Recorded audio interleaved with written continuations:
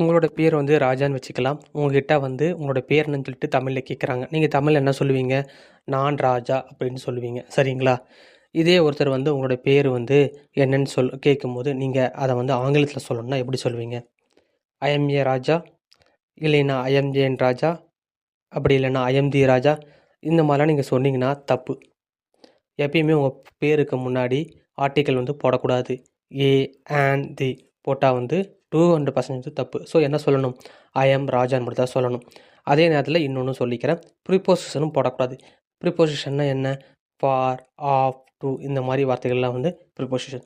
இதே வந்து உங்கள் பேருக்கு முன்னாடி போடக்கூடாது. ஸோ ஐ எம் ராஜான்னு சொல்லணும். அப்படி இல்லைன்னா உங்களோட பேர் வந்து சிவா வந்துச்சுன்னா ஐ எம் சிவான்னு சொல்லணும். இதுவே வந்து நீங்கள் வந்து இன்னொருத்தரை வந்து இவர் தான் அப்படின்னு சொல்லும்போது he is Raja, he is Surya தான் சொல்லணும். அதை விட்டுட்டு he is a Surya, he is an Surya, he is to Surya இந்த மாதிரிலாம் சொல்லக்கூடாது. அதே மாதிரி சி இஸ் லாவண்யா. இப்போது அந்த மாதிரி அவங்களோட பேரை மட்டுமே சொல்லணுமே தவிர முன்னாடி வந்து பேருக்கு முன்னாடி ஆர்டிக்கல் வந்து போடக்கூடாது, ப்ரிப்போசிஷன் வந்து போடக்கூடாது. ஓகேங்களா ஃப்ரெண்ட்ஸ்?